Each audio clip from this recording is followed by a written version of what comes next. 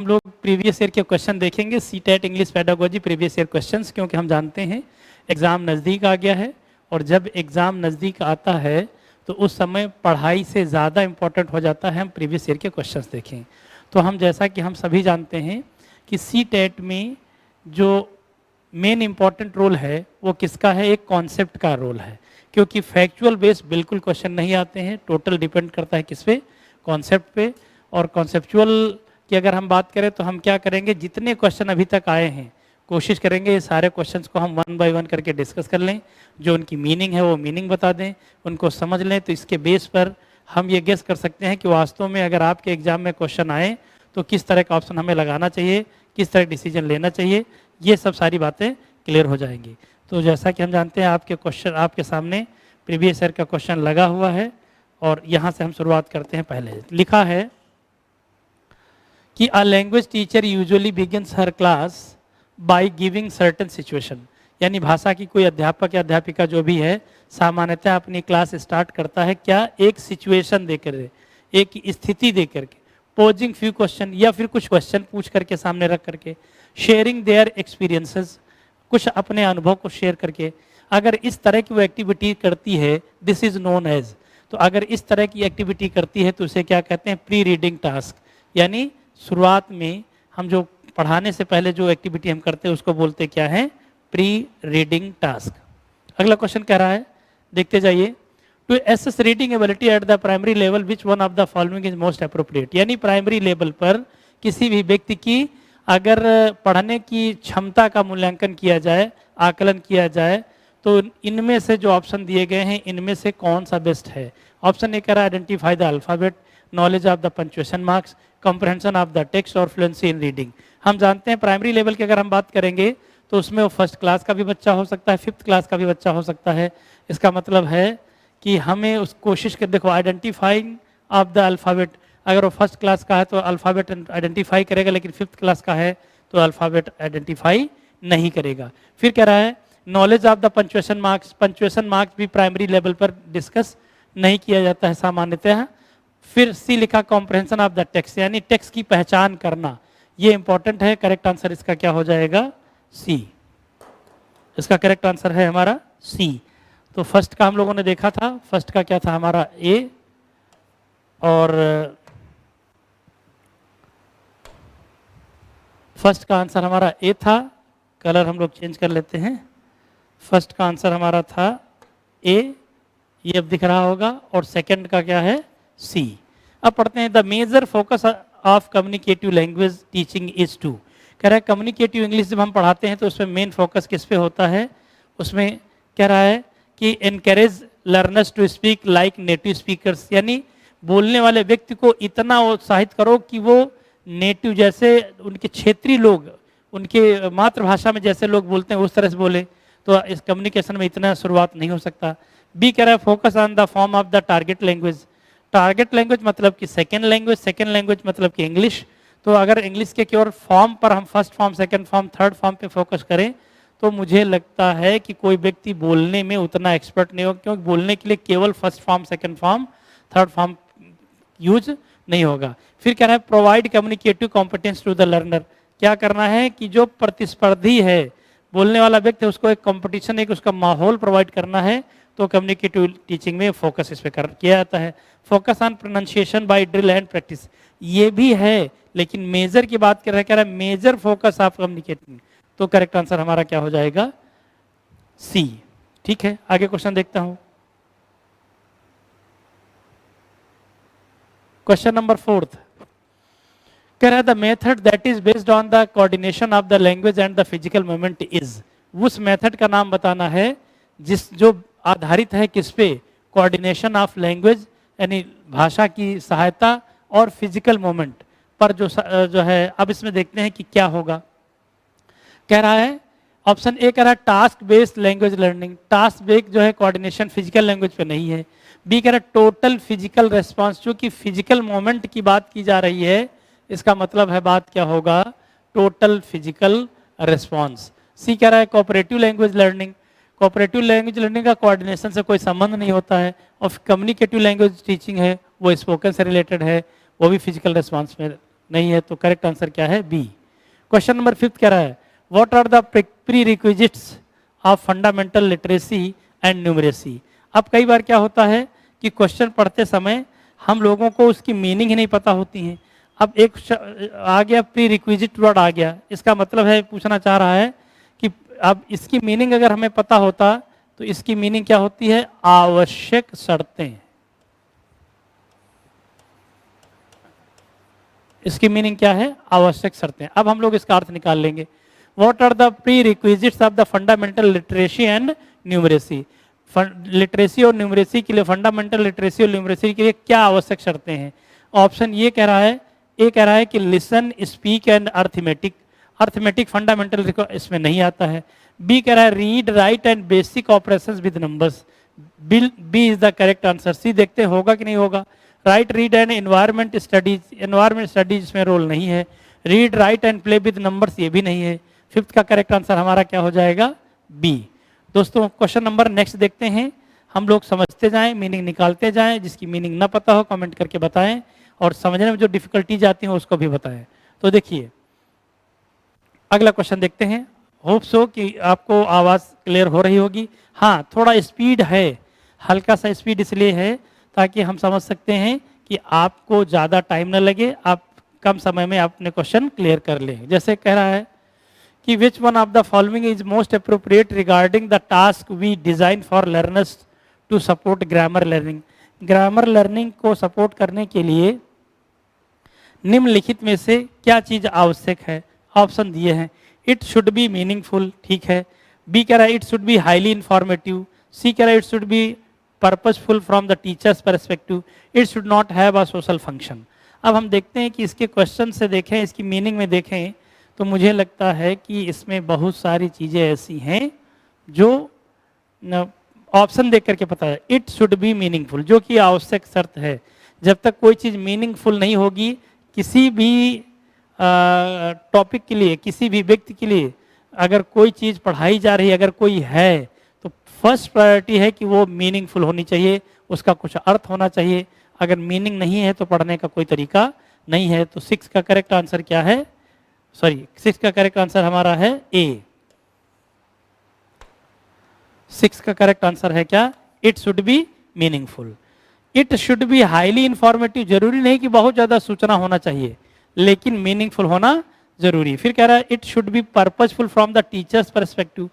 ये जरूरी नहीं कि टीचर के पॉइंट ऑफ व्यू से ही बहुत सही हो, है ना। हमें देखना क्या है, पहली शर्त है वो मीनिंगफुल होना चाहिए, और मीनिंगफुल होगा तो टीचर के परस्पेक्टिव से, टीचर के दृष्टिकोण से भी सही होगा। डी कह रहा है it should not have a social function. इसका कोई सामाजिक फंक्शन नहीं हो, इनसे कोई लेना देना नहीं। क्वेश्चन नंबर 6 तक हम लोग ने देख लिया। अब आपको पढ़ना है धीरे धीरे, क्वेश्चन नंबर 7 में देखना है।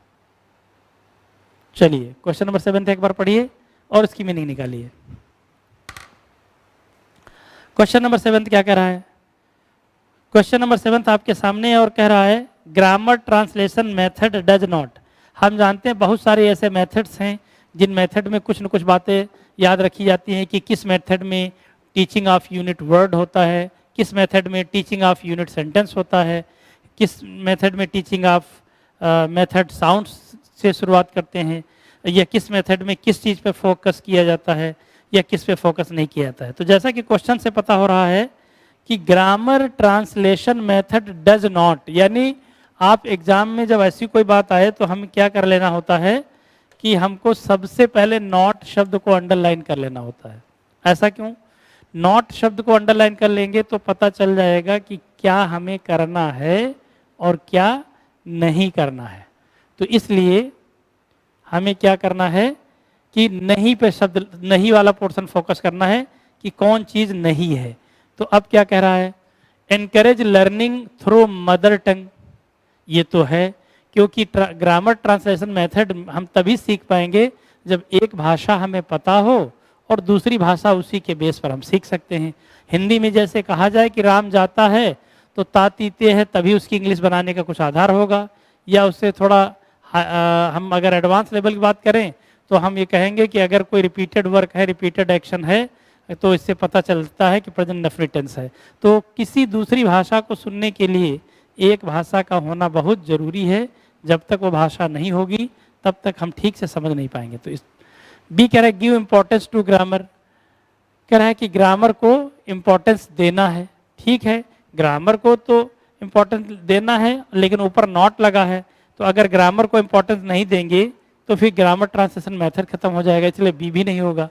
सी कह रहा है इनहेंस आ स्टूडेंट्स कम्युनिकेटिव स्किल्स, कह रहा है कि इनहेंस आ कम्युनिकेटिव इंग्लिश, यानी क्या नहीं करना है, बच्चे की कम्युनिकेटिव स्किल का संबंध ग्रामर से बहुत ज़्यादा लेना देना नहीं है, because spoken English is different from the grammar translation method. तो करेक्ट आंसर हमारा क्या हो जाएगा, सी। और इसमें क्या कह रहा है, enable the student to use the language fluently, fluently use करने की आवश्यकता ग्रामर ट्रांसलेशन मेथड में नहीं, वो तो स्पोकन का पार्ट है। ठीक है, अगला question, which among the following is not true, बार बार कह रहा हूं आप लोगों को क्या करना होगा, कौन सा क्वेश्चन आया है, किस क्वेश्चन में नॉट लगा रहे हैं, किस में नॉट नहीं लगा रहे हैं, ये बहुत फोकस करके अंडरलाइन कर लेना है, क्या सही नहीं है, इसका मतलब है कि बाकी चीजें सही होंगी। तो देखते हैं क्या सही नहीं है। कह रहा है कि a good text for language class is culturally overloaded, कह रहा है कि टेक्स्ट के लिए, कोई भी भाषा के लिए कोई जो क्लास है उसमें सांस्कृतिक रूप से बहुत अधिकता होनी चाहिए, ये बात सही नहीं है। बाकी क्या क्या देखते हैं, और a good textual content should cover all the grammatical structure, अच्छी बात है, अगर गुड कॉन्टेक्चुअल, अगर गुड होगा, कॉन्टेक्चुअल कंटेंट होगा तो ऐसा कंटेंट जो पूरे ग्रामेटिकल को कवर कर सकता हो, ये तो सही है। फिर सी कह रहा है a good text for language class has relevance and interest for learners, बिल्कुल वो रेलेवेंस हो, यानी बिल्कुल वो मीनिंगफुल हो, तार्किक हो, और बच्चों को, शिक्षार्थियों को सीखने में इंटरेस्ट हो, ये भी सही है। फिर डी कह रहा है a good text is that which has the right length, proper उसकी लेंथ भी होना चाहिए, नहीं पता चले किसी छोटी चीज के लिए बहुत बड़ा लिखा है, बड़ा के लिए बहुत छोटा। तो करेक्ट आंसर केवल क्या है हमारा, ए ही ऐसा है जो ट्रू नहीं है, बाकी सारे ट्रू हैं। तो ये क्वेश्चन नंबर 8 तक हो गए। हम बात करेंगे अब क्वेश्चन नंबर 9 की।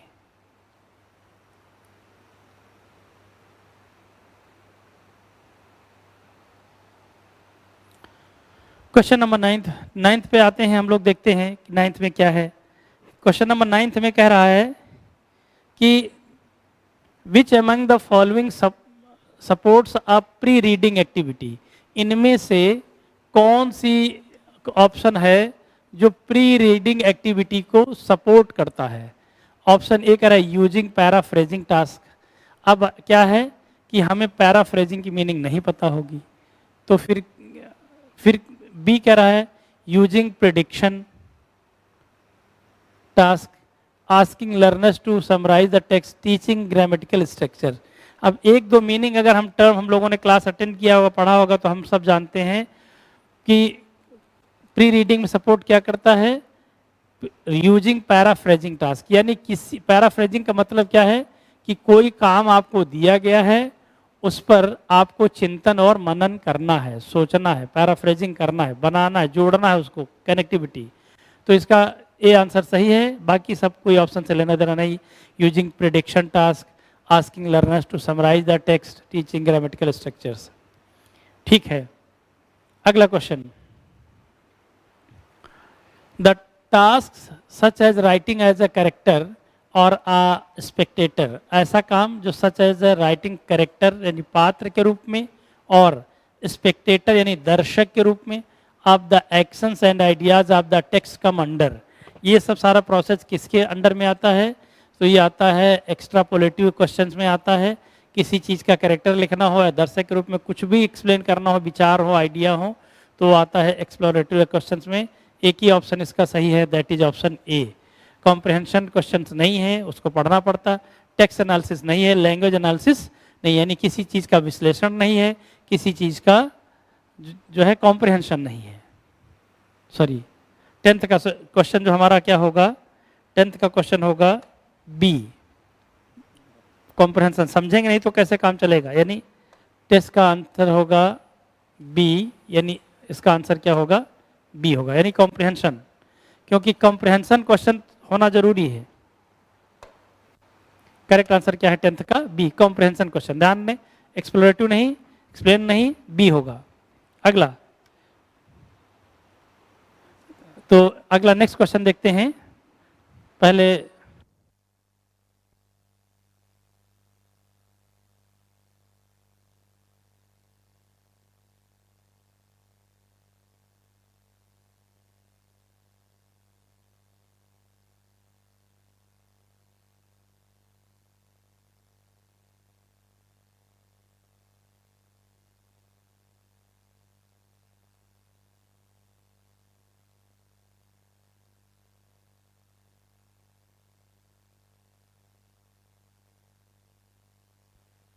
चलिए हम लोग देखते हैं क्वेश्चन नंबर 10।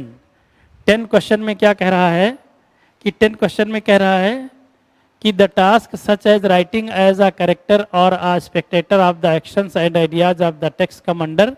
तो किसके अंडर में आता है ये? एक्स्ट्रापोलेटिव क्वेश्चंस में आते हैं। ठीक है, अगला क्वेश्चन देखते हैं। In a language class poetry, 11th का कह रहा है कि in a language class poetry, इसका मतलब क्या हुआ कि पोएट्री कैसा होना चाहिए? आगे लिखा है should be taught exactly in the same way as the prose piece is taught. ये पॉसिबल नहीं है कि जिस तरह से हम पोएट्री पढ़ते हैं ठीक उसी प्रकार से प्रोज पढ़ाई जाए। तो पहला आंसर, पहला ऑप्शन हमारा गलत है। बी कह रहा है should be taught first by giving an elaborate introduction of the poet. ठीक है, पोएट के बारे में इंट्रोडक्शन देना जरूरी है, लेकिन एलोबरेट देना ये टफ टास्क है, यानी इतना टफ टास्क मीन्स ये ऐसा नहीं किया जाता है। बी नहीं होगा। सी कह रहा है is for understanding appreciation and enjoyment. Poetry का नाम ही है एंजॉयमेंट, करेक्ट आंसर इसका क्या होगा? सी। डी कह रहा है is much about the poem and the poet. बहुत ज़्यादा पोएम और पोएट के बारे में नहीं बताया जाता। पोएट्री लैंग्वेज क्लास में बिल्कुल एंजॉय करके समझ करके पढ़ाई जाती है। क्वेश्चन नंबर 12 से देखते हैं हम लोग, 12 से लेकर के फिलहाल जितने क्वेश्चन दिख रहे हैं। क्वेश्चन नंबर 12 में क्या कह रहा है? कह रहा है कि वाइल असेसिंग स्टूडेंट, जब स्टूडेंट का मूल्यांकन कर रहे हों, अ language teacher gathers information about the students. Language teacher जो है सूचना इकट्ठा करता है स्टूडेंट्स के बारे में, यानी कि कहाँ से इकट्ठा करता है? तो हम देखें कहाँ से, देखते पढ़ करके कहाँ से करेगा। ऑप्शन कह रहा है to give feedback to students using technical term and language. किसी भी बच्चे को टेक्निकल टर्म दे करके उसका फीडबैक देंगे, ये बिल्कुल गलत है। बी कह रहा है using a variety of tools and techniques across the scholastic and caustic aspects. अगर बाय द वे हम किसी भी बच्चे के बारे में उसका मूल्यांकन करेंगे तो पाठ्यक्रम और पाठ्यक्रम के इतर भी चीज़ों को उसे दे करके उसका मूल्यांकन कर सकते हैं। बी ऑप्शन बिल्कुल सही लग रहा है। सी देखते हैं क्या? To label them as outstanding, average and dull as per their performance. यानी परफॉर्मेंस के अकॉर्डिंग उसको हम नंबर दे देंगे कि तुम लेवल के हो, एवरेज हो या बिलो एवरेज है। ये भी गलत है, क्योंकि हमें तो एसिस करना है, हमें तो मूल्यांकन करना है।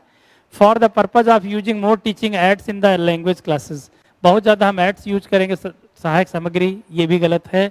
करेक्ट आंसर क्या है? B. Next question 13। The test that is designed to find the learner's difficulties gap in their knowledge and skill deficiency during the course is called। पहले क्वेश्चन का अर्थ समझे हम लोग। क्या कह रहा है?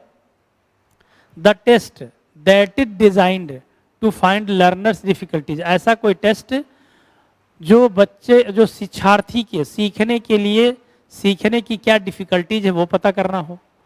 गैप्स इन देयर नॉलेज, उसके नॉलेज में कहाँ पर गैप रहा है। एंड स्किल डिफिशियंसी, कौशल जो है, क्षमताएं कौन कौन से ड्यूरिंग द कोर्स, उसको ड्यूरिंग द कोर्स के दौरान क्या कहलाती हैं। तो इस चीज़ को क्या कहेंगे? इसको हम कहेंगे क्या? देखते हैं। अचीवमेंट टेस्ट ये तो है नहीं, प्रोफिशिएंसी टेस्ट ये भी नहीं है, प्लेसमेंट टेस्ट ये भी नहीं है। करेक्ट आंसर क्या है? डी है। क्यों है? डायग्नोस्टिक टेस्ट इसको हिंदी में क्या कहते हैं? निदानात्मक परीक्षण। निदानात्मक परीक्षण का मतलब क्या हुआ कि किसी भी व्यक्ति की जो कोई समस्या है उसका निदान करो बाद में, तो निदानात्मक। तो करेक्ट आंसर हमारा हो जाएगा क्या? डी। अब इसमें दो क्वेश्चन हमारे बच्चे कौन सा? 14 और 15। इसके बाद में हम अगली स्लाइड इसी में करेंगे, देखेंगे अगले क्वेश्चन। तो अब क्या है? क्वेश्चन नंबर देखते हैं 14। कह रहे हैं कि which one of the following is not correct about portfolio assessment. Portfolio assessment, पहली सबसे पहले बात हमें ये पता होना चाहिए कि पोर्टफोलियो असेसमेंट होता क्या है। तो बच्चे का जो साल भर का लेखा जोखा होता है वो सब पोर्टफोलियो असेसमेंट में आता है ना। तो अब क्या है, कह रहा है question, which one of the following is not correct. बार बार मैंने कहा है कि हमें ये चेक करना है कि कौन सा करेक्ट नहीं है। कह रहा है किसके रिगार्डिंग, अबाउट पोर्टफोलियो। तो पहले हमें पता होना चाहिए ना कि पोर्टफोलियो होता क्या है। तो पोर्टफोलियो होता है कि बच्चे का पूरे वर्ष भर की जो रिपोर्ट है, उसका डाटा है, कलेक्शन है, वो पोर्टफोलियो कहलाता है। तो अब ऑप्शन ए कह रहा है कि portfolio assessment provides evidence of a student learning. ये तो ठीक है, स्टूडेंट ने क्या सीखा है वो पोर्टफोलियो असेसमेंट से पता चलेगा, ये तो है ही, सही है। बी कह रहा है it helps student to become more autonomous. ये भी ठीक है, ये स्टूडेंट ऐसे और स्वायत्ता उसे मिलेगी। सी कह रहा है इट फॉस्टर्स मीन्स होता है उसको टू ग्रो स्टूडेंट्स, बढ़ाने के लिए, students reflection and helps them to self monitor their learning. ये भी ठीक है। डी कह रहा है portfolio assessment is one time assessment of students learning. ये गलत है, वन टाइम नहीं होता है, ये बार बार का प्रोसेस होता है। तो करेक्ट आंसर हमारा क्या होगा, डी, यानी डी वाला ऑप्शन यहाँ पर गलत है, क्योंकि क्वेश्चन में पूछा गया विच इज नॉट करेक्ट। ठीक है। और अगला क्वेश्चन है, in the grammar class we should first. Grammar class में सबसे पहले हमें क्या करना चाहिए। ऑप्शन ए कह रहा है explain how the form grammar item is made. पहली ही क्लास में कैसे कैसे फॉर्म बनते हैं ये बताना शुरू करें तो पॉसिबल नहीं, कोई बच्चा सीख नहीं पाएगा। दूसरा कह रहा है कि present the grammar form item in natural close. एक साधारण तरीके से उसके सामने हमें ग्रामर क्लास में रखना चाहिए ताकि बच्चा डरे नहीं। एक्सप्लेन इरेगुलर फॉर्म्स, केवल इरेगुलर फॉर्म से पढ़ने से ग्रामर नहीं आ जाएगी। डिस्क्राइब इट्स सोशल फंक्शन, और सोशल फंक्शन का यहाँ पर कोई लेना देना नहीं है। तो करेक्ट आंसर क्या है, बी। हम सब जानते हैं कि पेडागोजी के एक पेपर में आपके पास क्वेश्चन कितने आते हैं, 15 क्वेश्चन आते हैं। इसके बाद हम लोग देखते हैं अगला क्वेश्चन। ये क्वेश्चन आपके आ गए जो 20 दिसंबर 2021 के हैं। इसमें हम लोग देखते हैं, एक बार आप रीडिंग करिए, फिर हम लोग देखते हैं कि किस किस तरह के क्वेश्चन आपके आए हैं, इसकी मीनिंग निकालने की कोशिश करिए।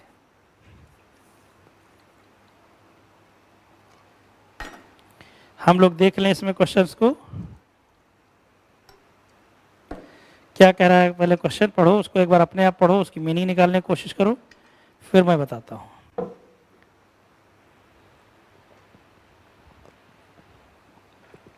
कह रहा है क्वेश्चन कि which one of the following is the best correction technique. Correction करने की सबसे अच्छी टेक्निक कौन सी है, ये इसमें से पूछा है। 4 ऑप्शन दिए हैं। ऑप्शन ए कह रहा है the learners should be corrected at the moment of speaking. ये गलत जवाब है।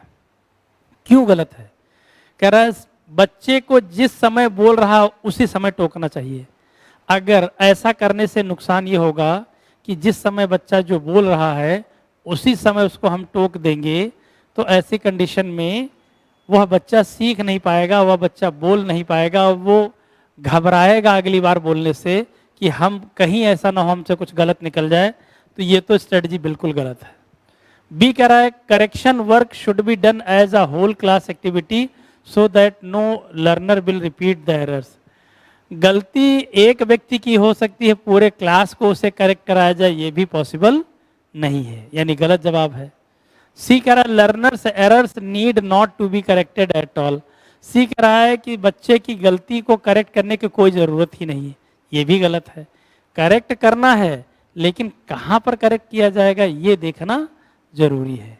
फिर डी कह रहा है teachers do the error analysis and find pattern and then reteach and clarify the areas to the learners. बिल्कुल करेक्ट जवाब है। टीचर को क्या करना चाहिए कि पहले उसकी teachers do the error analysis, उसके गलतियों का विश्लेषण करे और देखे कि किस उसका पैटर्न देखे कि कब कब किस तरह गलती रिपीट की है। उसके बाद फिर से उसे टीच करे और जो डाउट वाले एरियाज हैं वो कवर करे, ये करेक्शन का सबसे अच्छा मेथड है। ठीक है, क्वेश्चन नंबर सेकंड देखता हूँ, बिल्कुल सही जवाब है यहाँ तक। सेकंड में देखता हूँ कि क्या आंसर होगा, पहले पढ़िए और समझिए। सेकंड कह रहा है audio lingualism relied heavily on. Rely on means होता है भरोसा करना या निर्भर होना। किस पर रिलाई ऑन का मतलब निर्भर होना होता है, विश्वास करना भी होता है, भरोसा करना। अब क्या है, क्वेश्चन कह रहा है कि ऑडियो लैंग्वेज किस पर मेनली भरोसा करती है। एक कह रहा है bringing language to real life context, possible नहीं है। Drill and practice to form habits, audio language relied किस पे भरोसा करता है, प्रैक्टिस पे, ये उसका पार्ट है ड्रिल एंड प्रैक्टिस। तो करेक्ट आंसर क्या है, बी। सी में क्या कह रहा है, using target language and banish mother language, ये संभव नहीं है कि हम मदर सेकेंड लैंग्वेज यानी इंग्लिश यूज करें और जो मदर टंग उसकी है उसको गायब कर दें, गलत है। और सी डी कह रहा है translation from the target language, ये भी गलत है। करेक्ट आंसर क्या है, B for Bombay. Question number third से देखते हैं। एज अ लैंग्वेज टीचर, ठीक है, we should try to turn your student into successful dictionary users.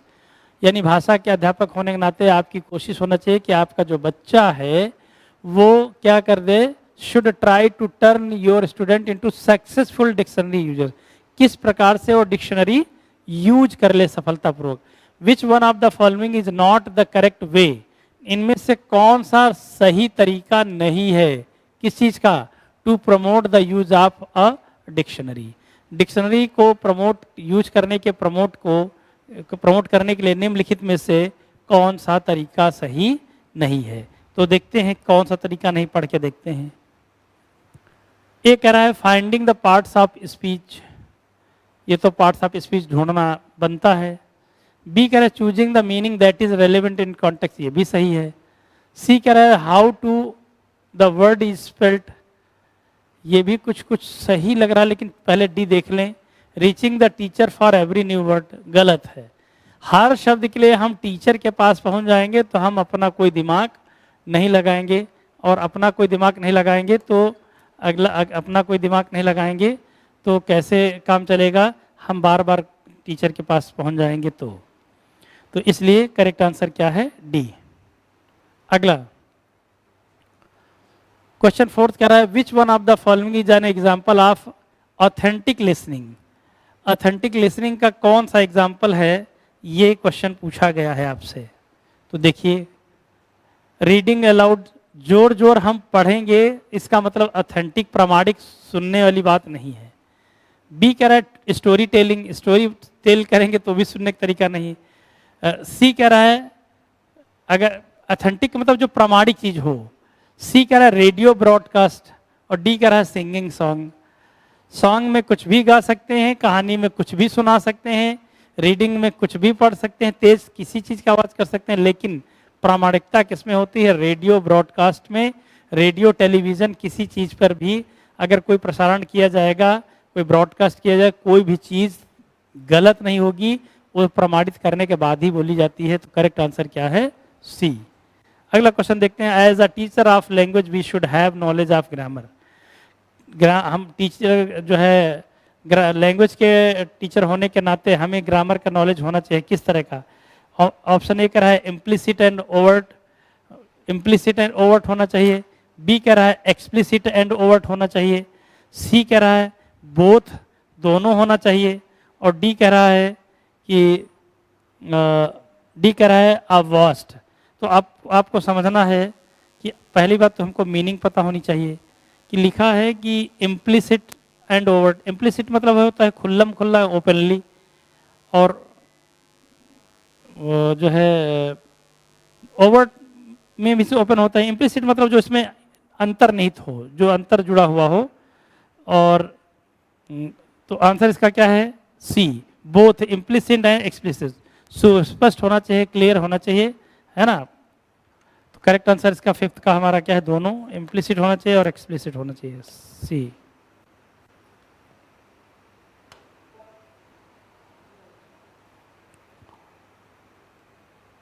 अगला क्वेश्चन देखते हैं।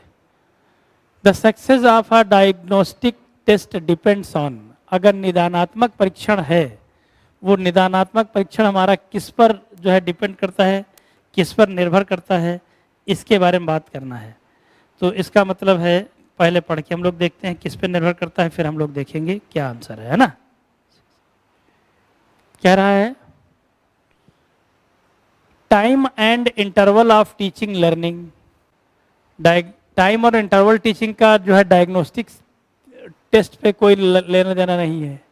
रूल्स ऑफ ग्रामर, डायग्नोस करेंगे समस्या किसी भी तरह की हो सकती है, जरूरी नहीं कि वो ग्रामर की हो और हम केवल लिख दें रूल्स ऑफ ग्रामर तो गलत हो जाएगा।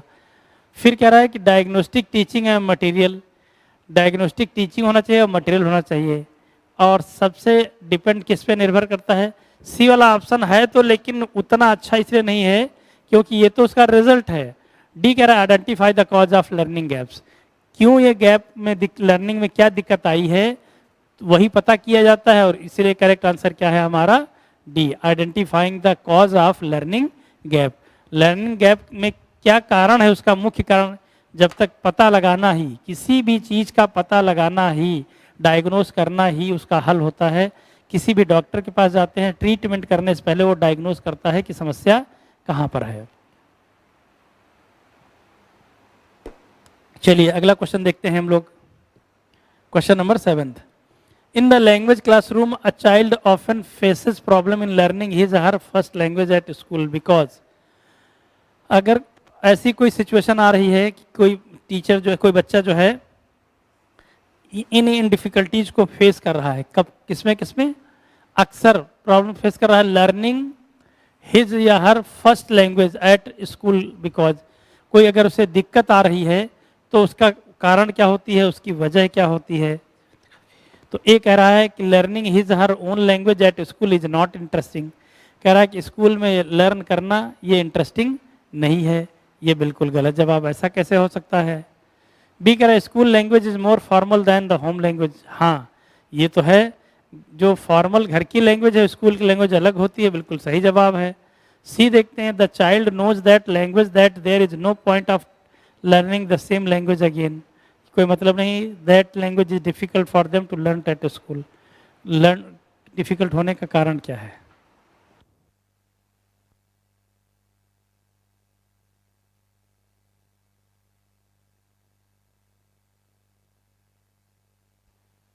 अगला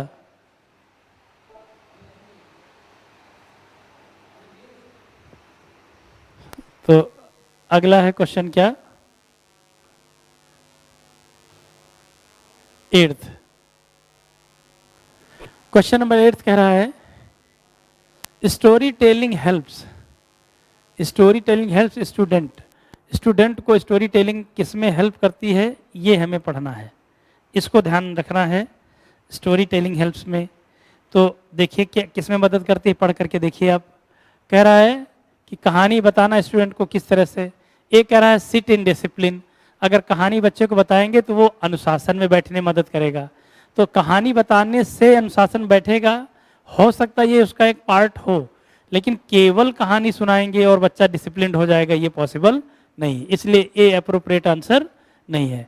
कॉन्सेंट्रेट इन द क्लासरूम, कहानी सुना करके बच्चों को कॉन्सेंट्रेट करेंगे ये संभव नहीं, क्योंकि हो सकता है वो कहानी उसके लिए इतनी इंटरेस्टेड हो ही नहीं। हाँ सी कह रहा है enjoy the class ambience, class ambience का पूरे परिसर का आनंद ले, एम्बियंस का आनंद ले, ये भी संभव नहीं। डी कह रहा है डेवलप देयर इमेजिनेशन, किस तरह से उसका इमेजिनेटिव पावर, क्योंकि बच्चे कहानी बहुत ठीक तरीके से सुनते हैं, ढंग से सुनते हैं, उनको इमेजिन करो और इमेजिन करने से कहानी सुनाओ तो बच्चों का दिमाग जाता अच्छा कि ऐसा रहा होगा फिर ऐसा रहा होगा, तो एक समझ लीजिए चित्र बनता है, चित्रात्मक बनता है, दिमाग में बिंब बनता है, और बिंब बनने से वैसे दृश्य बनता है, तो वो चीज़ें हमेशा दिमाग में रहती है और लंबे समय तक याद रहती हैं। करेक्ट आंसर क्या है डी। 9th कह रहा है which one of the following is the best way to the assess the writing skill of students, which one of the following is the best way, निम्नलिखित में से सबसे अच्छा कौन तरीका है किस चीज़ का, वे एसेस द राइटिंग स्टूडेंट, किसी बच्चे की राइटिंग स्किल का, लेखन कौशल का परीक्षण असेसमेंट करना हो, मूल्यांकन करना हो तो कैसे करेंगे। तो देखते हैं कि क्या क्या ऑप्शन इसके हैं। ए कह रहा है कि answer the question based on a chapter of the textbook. अगर by the way answer question based कोई क्वेश्चन चैप्टर होगा तो उससे हमारा आंसर राइटिंग स्किल चेक हो जाएगी, ये पॉसिबल नहीं है। डी कह रहा है डिक्टेशन बोलेंगे, डिक्टेशन बोलने से हमारी राइटिंग स्किल सही नहीं हो, डिक्टेशन सही होगा। सी कह रहा है राइटिंग देयर एक्सपीरियंसेस, अपने अनुभव वो शेयर करेगा, लिखेगा तो उसकी राइटिंग स्किल का लेखन क्षमता पता चलेगी। Completion of good handwriting नहीं। C is the correct answer 9th का। क्वेश्चन नंबर 10th देखते हैं। Beginning by giving the rules first through an isolated illustration and then drill the rules through the practice is the or a। एक शब्द आता है beginning by giving the rules first through an isolated illustration, है ना, beginning the rules। अब ध्यान देखते हैं, टीचिंग करने के कुछ तरीके होते हैं, कुछ मेथड्स होते हैं। एक इंडक्शन मेथड्स होता है, एक डिडक्शन मेथड होता है। कुछ मेथड ऐसे होते हैं जब पहले बच्चे के सामने प्रॉब्लम रखी जाती है, उसके बाद उसका सोल्यूशन दिया जाता है। कुछ मेथड ऐसे होते हैं कि पहले सोल्यूशन दे देते हैं, बाद में उसकी प्रॉब्लम रखी जाती है। ये इसके मेथड्स हैं, एक इंडक्शन मेथड है, एक डिडक्शन मेथड है। तो अब इसमें हम देखते हैं कि कौन सा मेथड अप्रोप्रिएट होगा, पढ़ के हम लोग देखेंगे क्या कह रहा है, देखते हैं। Merit of grammar in context, question समझ लीजिए। Beginning by giving the rules first, पहले बच्चे को रूल दें first, through an isolated illustration, एक स्पेशल व्याख्या के बाद, एंड देन ड्रिलिंग रूल्स, उसके बाद रूल को प्रैक्टिस कराएं। तो कह रहा है merit of grammar in context, गलत है। बी कह रहा है limitation of grammar in context, ये भी सीमित वाली बात नहीं है। सी क्या है मेरिट ऑफ डिटेक्टिव अप्रोच, दो तरह की अप्रोच होती है, ध्यान रख रहे ये वर्ड डिटेक्टिव और इंडक्टिव, हिंदी में आगमन और निगमन विधि कहते हैं। तो पहले हम रूल देंगे, उसके बाद में इलस्ट्रेशन करेंगे, तो मेथड हमारा क्या कहलाएगा, detective, that is C.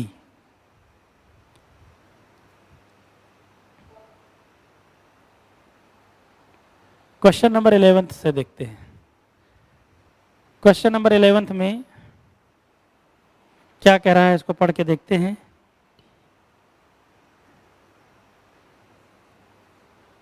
The activities should present the grammatical item in clear and interesting way too। The activities, कोई भी गतिविधियां है, कोई भी गतिविधि है, should present grammatical items, present करना चाहिए क्या, grammatical items, in clear and interesting way, स्पष्ट और रुचिकर तरीके से रखना चाहिए, ऐसा पूछ रहा है। तो देखते हैं कि कौन सा इसमें क्वेश्चन सही होगा। एक कह रहा है इंटरेस्टिंग वे, एक to help learners to do them and internalise the structure. B कह रहा है help learners to memorise the, help learners feel free to do it और avoid it, help learners to monitor their work. Help learners to do them, क्या करेंगे कि वो activities करेगा तो उसे सीख आएगा, एंड इंटरनलाइज द स्ट्रक्चर, उसके स्ट्रक्चर को इंटरनलाइज करेगा। करेक्ट आंसर क्या होगा, ए। 11th का करेक्ट आंसर क्या है हमारा, ए है। इसके बाद क्वेश्चन देखते हैं। In the literature there is oblique or of meaning. In the literature there is or meaning, कितनी तरह की, कितने लेवल की मीनिंग होती हैं, तो हम लोग सब जानते हैं, पढ़ते हैं लिटरेचर, तो कितनी तरह की मीनिंग होती हैं। एक कह रहा है कि ओनली वन लेवल, गलत जवाब, कई लेवल की मीनिंग होती हैं, 2 लेवल 3 लेवल नहीं, मल्टीपल लेवल की हो सकती है। फिर कह रहा है कि fundamental aspects of language gained momentum with the dash of language learning, यानी fundamental aspects of language gained क्या प्राप्त करता है, मोमेंटम कब मिलता है। ऑप्शन ए कह रहा है कम्युनिकेटिव अप्रोच से, बी कह रहा है स्ट्रक्चरल अप्रोच से, सी कह रहा है कंस्ट्रक्टिव अप्रोच से, और डी कह रहा है ट्रेडिशनल अप्रोच से। तो हम सब जानते हैं 13th का आंसर क्या होगा, कम्युनिकेटिव अप्रोच से।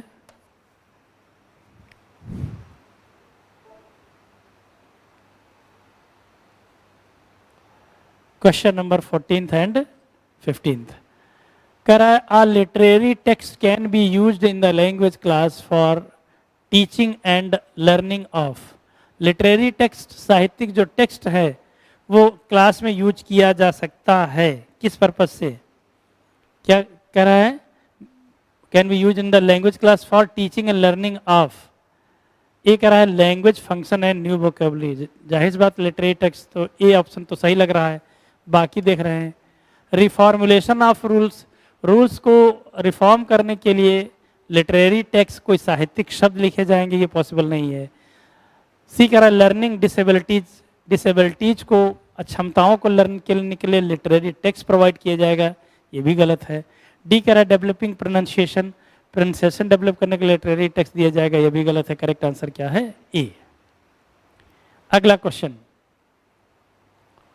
विच one of the following is true about grammar teaching, इनमें से कौन सा वर्ड जो है ग्रामर टीचिंग से रिलेटेड है? Which one of the following is true about grammar teaching, grammar teaching से संबंधित कौन सा शब्द है? क्या इंपॉर्टेंट होगा देखिए, क्वेश्चन कह रहा है which one of the following is true, हमें देखना है कि सत्य क्या है। एक कह रहा है teachers themselves should improve their knowledge of grammar, teacher जब पढ़ाने आ ही गया है तो पढ़ाने आने में से जो है कैसे खुद पढ़ेगा या तैयार करेगा, ये तो गलत तरीका हो जाएगा। उसके बाद में बी कह रहा है कि grammar is to be treated in isolation, अलग तरीके से ग्रामर को ट्रीट किया जाए, ऐसा पॉसिबल नहीं, ये अच्छा तरीका नहीं है। फिर अगला कह रहा है, नेक्स्ट क्वेश्चन हमारा क्या कह रहा है? कह रहा है कि grammar is to be treated in the context, ये कुछ कुछ लग रहा है। डी देख लेता हूँ, grammar is to be built in by the teacher in every sphere of life, नहीं, गलत है। करेक्ट आंसर सी है, grammar is to be treated in context, परिप्रेक्ष्य में, संदर्भ में ही पढ़ा होना चाहिए, है ना।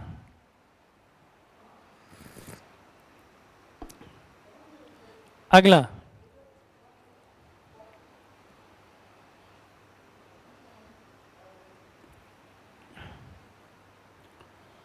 कह रहा है, अगला पेपर हम देखते हैं, ये पूछा गया है 21 दिसंबर में, 21 दिसंबर में क्वेश्चन पूछा गया है, इसको देखते हैं हम लोग।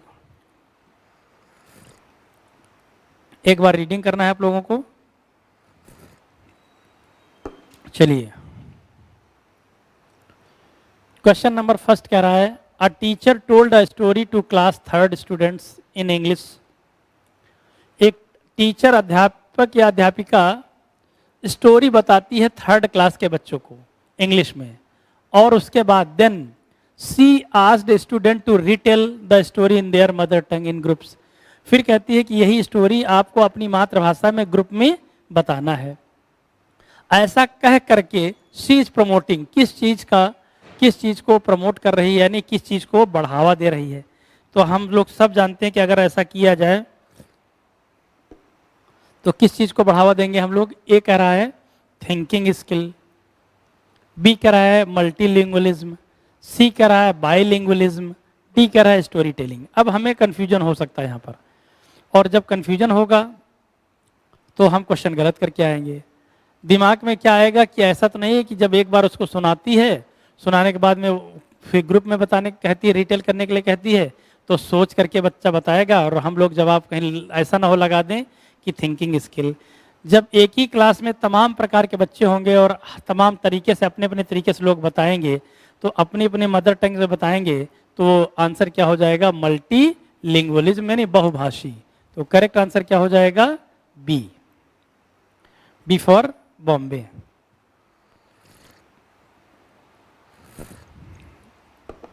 अगला क्वेश्चन, अगला क्वेश्चन क्या है कि the language proficiency of a child can be developed by, the language proficiency of a child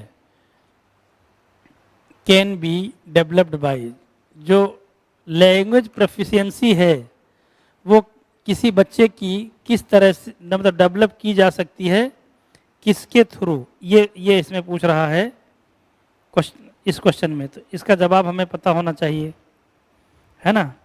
तो इसका मतलब है, ऑप्शन दिया है हमारे सामने कि the language proficiency of a child can be developed bye, दक्षता कैसे करनी चाहिए, तो इसका आंसर क्या हो जाएगा हमारा?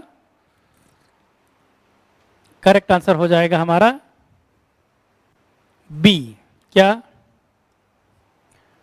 Participating in real life situation based language task, है ना, पार्टिसिपेट करना होगा।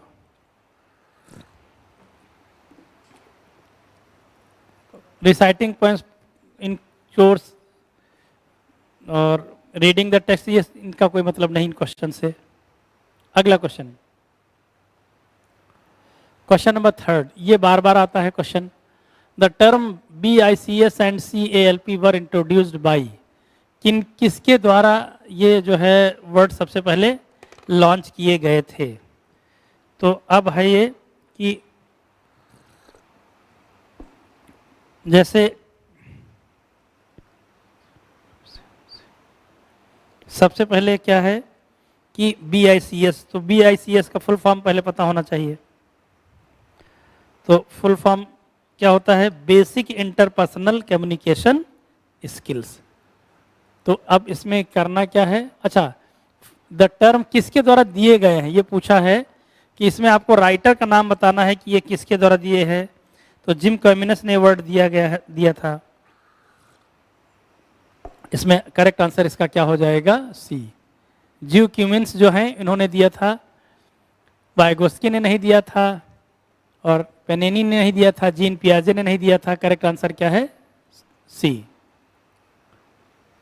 4th कह रहा है, which of the following statement is are correct and which of the statement is incorrect. कौन सा सही है और कौन सा गलत है? फिर कह रहा है every language has its grammar. कह रहा है प्रत्येक भाषा की अपनी व्याकरण होती है। बिल्कुल सही जवाब है। फिर कह रहा है every language has its script. कह रहा है प्रत्येक भाषा की अपनी लिपि होती है। ये गलत जवाब है। क्यों? भाषा, हर भाषा की अपनी अलग लिपि हो ये जरूरी नहीं है। जैसे एक लिपि है देवनागरी, वो हिंदी की भी देवनागरी है, संस्कृत की भी देवनागरी लिपि है। भाषाएं 2 हो गई और लिपि 1 हो गई। तो इसका मतलब एक फर्स्ट सही है, सेकंड गलत है। ऐसा कौन ऑप्शन है? पहले में कह रहा है ओनली फर्स्ट इज करेक्ट, दूसरे में कह रहा है only second is correct, C में कह रहा है both first and second are correct, D में कह रहा है both first is correct but second is incorrect. तो करेक्ट आंसर क्या हो जाएगा हमारा? डी। 4th का करेक्ट आंसर होगा हमारा डी। चलिए ठीक है, अगला क्वेश्चन देखते हैं। 5th कह रहा है language is related to society but not culture. समाज से जुड़ा होता लेकिन संस्कृति से नहीं। कल्चर, बी में कल्चर ऑफ सोसाइटी। सी कह रहा the symbols that are not vocal the written form of the language, so dialects is not a language. Dialect मतलब क्षेत्रीय भाषाएं हैं। जो क्षेत्रीय भाषा है, लोकल भाषा है, आपके गांव देहात की भाषा है, उसको डायलेक्ट बोलते हैं। रीजनल लैंग्वेज है उसको डायलेक्ट बोलते हैं। तो 5th का करेक्ट आंसर हमारा क्या हो जाएगा? B for Bombay. Culture of society. जिस तरह की सोसाइटी में रहोगे, जिस तरह की संस्कृति में रहोगे, उसी तरह की हमारी भाषा होती है, उसी तरह की हमारा सभ्यता होती है।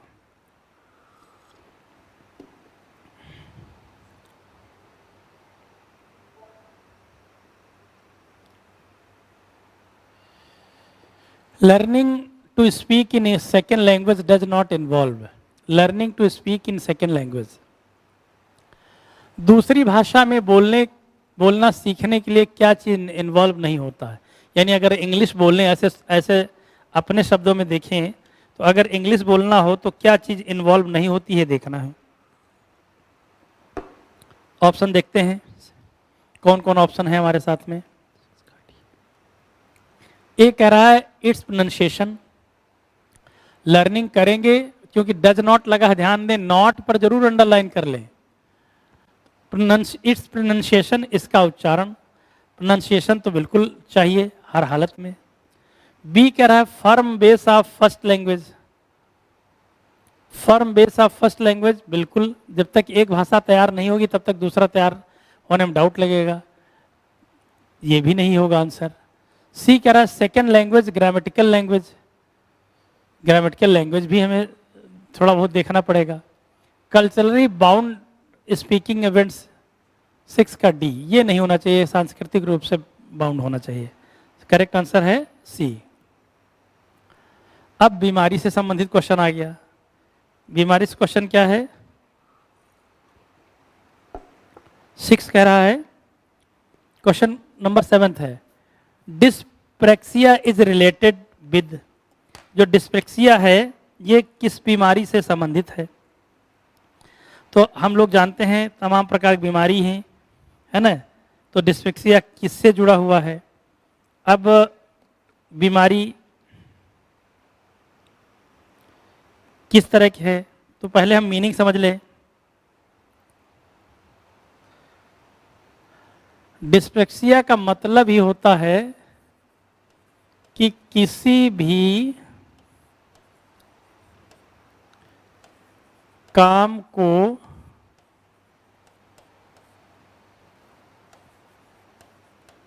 करने में दर्द होना अथवा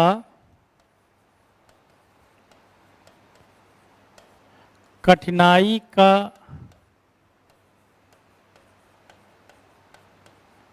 एहसास होना, ये क्या कहलाता है? डिस्प्रेक्सिया। अब पढ़ते हैं।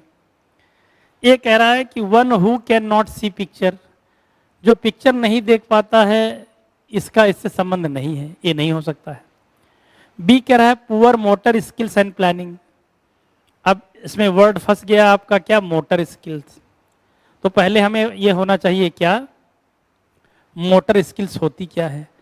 तो डे टू डे लाइफ में जितनी हमारी फिजिकल एक्टिविटीज हो, चाहे चलना हो, दौड़ना हो, खाना हो, हंसना हो, लिखना हो, जितनी चीज़ें फिजिकल एक्टिविटी इन्वॉल्व है वो सब मोटर स्किल का पार्ट है।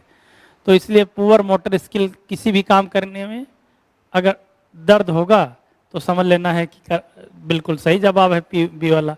रीडिंग डिसऑर्डर और स्पीकिंग डिसऑर्डर, इससे कोई लेना देना नहीं है। Question number 8, a text is divided into 2 parts. एक टेक्स्ट है 2 भाग में डिवाइड किया गया।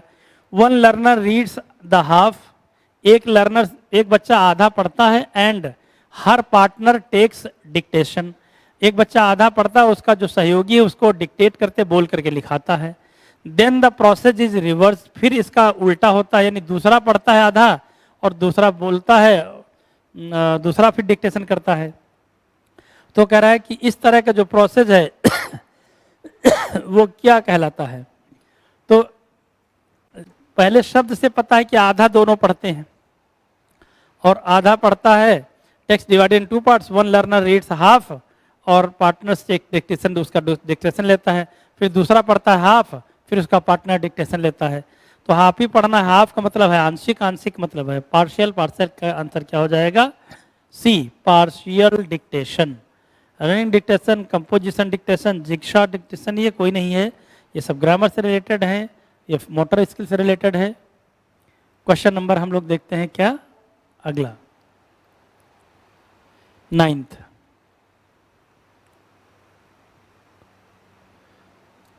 अ मल्टीलिंगुअल क्लासरूम डिमांड्स दैट, जो बहुभाषी वाला क्लास है वो किस चीज़ का डिमांड करता है, ये हमें देखना है। तो इसमें मल्टीलिंगुअल में क्या डिमांड करेगा? जाहिर सी बात है कि पढ़ के देखते हैं। Student should be taught in their mother tongue only, ये पॉसिबल नहीं है केवल उसकी मातृभाषा में पढ़ाया जाए। बी कह रहा है students mother tongue should get a place in the classroom. बिल्कुल, अगर बहुभाषी क्षेत्र के बच्चे हैं तो उसमें एक मदर टंग होना अनिवार्य है। कुछ बच्चे इंटेलिजेंट होंगे, कुछ थोड़ा एवरेज होंगे। और सी कह रहा है as many language as possible should be taught to them, गलत है। Every learner should learn in English medium only, ये भी पॉसिबल नहीं है। क्वेश्चन नंबर 10th देखते हैं। 10th में क्या कह रहा है? 10th में कह रहा है in the Indian context when children come to school, भारतीय परिप्रेक्ष्य में देखें तो जब बच्चे स्कूल आते हैं, दे ऑफन, वे अक्सर क्या करते हैं? रीड एंड स्पीक 2 और 3 लैंग्वेजेस। बी कह रहा है ऑफन अंडरस्टैंड एंड स्पीक 2 और 3 लैंग्वेज, राइट एंड स्पीक 2 और 3 लैंग्वेज। डी कह रहा है ड्रिल 3 लैंग्वेज। तो भारतीय परिप्रेक्ष्य की अगर हम बात करें तो इसमें क्या होगा, करेक्ट आंसर होगा बी, अंडरस्टैंड एंड स्पीक 2 और 3 लैंग्वेज। इसके बाद क्वेश्चन नंबर 11th जो है, क्वेश्चन नंबर 11th है, क्या कहलाता है, पहले देख लेते हैं क्वेश्चन को 11th का।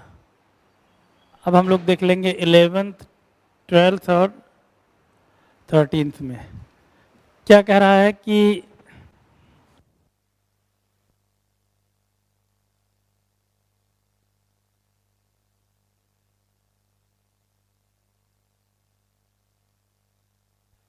ध्यान दें, क्वेश्चन नंबर 11th क्या कह रहा है 11th में, from linguistic perspective language and dialect are same, different, not governed और गवर्नड। लैंग्वेज एंड डायलेक्ट्स, क्षेत्र की भी तो एक भाषा है, तो इसका मतलब है लैंग्वेज और जो डायलेक्ट है वो क्या है, सेम है, बी। अगला, मल्टीलिंगुअलिज्म कॉग्निटिव ग्रोथ, यानी हिंदी में इसको क्या कहते हैं, संज्ञानात्मक वृद्धि या एंड एजुकेशनल अचीवमेंट, यानी शैक्षिक उपलब्धि, हैव, किस तरह का रिलेशनशिप है ये बताना है। तो पढ़ के देखते हैं। ए कह रहा है नो रिलेशनशिप, ऐसा नहीं है। बी कह रहा है निगेटिव रिलेशनशिप, ऐसा नहीं है। संज्ञान हम तभी लेंगे जब हमारे पास कुछ शैक्षिक कैपेसिटी है। करेक्ट आंसर क्या है, positive relationship, sometimes negative and sometimes positive, ये भी नहीं है। तो इसका मतलब है करेक्ट आंसर हमारा क्या है, सी। अब क्वेश्चन हम लोग बात करते हैं किसमें, 13th। क्वेश्चन नंबर 13th है, what do children comprehend by regularly listening to poem and rhymes. अगर कोई बच्चा पोएम और राइम्स जो है रेगुलरली सुनता है तो उससे क्या सीखता है, क्या समझता है, ये हमें बताना है। 13 में कह रहा है, ऑप्शन ए कह रहा है वर्ड सेंटेंस रूल। पोएम सुनेंगे तो वर्ड सेंटेंस रूल नहीं सीखेंगे, गलत जवाब। रिदम एंड ग्रामर, रिदम तो सुनेंगे लेकिन ग्रामर नहीं सुनेंगे। सी कह रहा है sound about the poet, poet के बारे में साउंड सब में पोएम में नहीं होती है। Basic structure of language, actual में बेसिक स्ट्रक्चर ऑफ लैंग्वेज होता है, दैट इज क्या है, ऑप्शन डी, बिल्कुल सही जवाब। फिर कह रहा है अगला क्वेश्चन हमारे पास 14th है। 14 कह रहा है, as per 3 language formula the first language taught at school should be. 3 formula language में क्या क्या स्कूल में कैसा होना चाहिए। ऑप्शन ए कह रहा है medium of instruction of school, जैसा स्कूल का निर्देश हो उस तरह का मीडियम। बी कह रहा है मदर टंग इंग्लिश, यानी मातृभाषा और उसकी सेकंड लैंग्वेज होना चाहिए। सी कह रहा है regional language and official language. D कह रहा है मदर टंग और रीजनल लैंग्वेज और होम लैंग्वेज। क्योंकि 3 लैंग्वेज की बात हो रही है तो करेक्ट क्या होना चाहिए, मदर लैंग्वेज और रीजनल लैंग्वेज या फिर उसकी होम लैंग्वेज, डी। आज की क्लास का लास्ट क्वेश्चन है। लास्ट क्वेश्चन क्या है, कह रहा है कि which article of the Indian constitution asked each state, भारतीय संविधान का कौन सा अनुच्छेद प्रत्येक राज्य से पूछता है, क्या करने के लिए, state to legally adopt one और मोर लैंग्वेज, यानी वैधानिक तरीके से एक से अधिक भाषा spoken in their state along with Hindi, Hindi के साथ साथ और दूसरी कौन भाषा बोले जाने वाली भाषा अडॉप्ट करने कहता है, एज देयर ऑफिशियल लैंग्वेज, यानी ऑफिशियल लैंग्वेज के रूप में हिंदी के साथ साथ और कौन सी आपकी एक भाषा की बात की जाती है। ये किसमें कह रहा है, आर्टिकल पूछ रहा है, किस आर्टिकल में बात मेंशन है कि which article of Indian constitution asked, भारतीय संविधान का कौन सा आर्टिकल है बताता है, या बोलता है या पूछता है किससे, ईच स्टेट, प्रत्येक राज्य से, टू लीगली अडॉप्ट, वैधानिक रूप से अडॉप्ट करने के लिए क्या, वन और more language spoken in their state, एक या एक से अधिक भाषा जो उनके राज्य में बोली जाती हो, अलॉन्ग विद हिंदी, हिंदी के साथ साथ, एज देयर ऑफिशियल लैंग्वेज, यानी उनके ऑफिशियल लैंग्वेज, ये किस आर्टिकल में कहा जाता है, ये बात फैक्चुअल है, संविधान से संबंधित है, जीएस का पार्ट है। तो करेक्ट आंसर है आर्टिकल 3, 4, 5। तो करेक्ट आंसर क्या है हमारा डी। तो ये आज के क्वेश्चन खत्म हुए और हम लोग अगली सीरीज में इसके जो रिमेनिंग बचे हुए क्वेश्चन हैं वो डिस्कस करेंगे। तो आज की यही क्लास वाइंड अप करते हैं। Thanks for the day.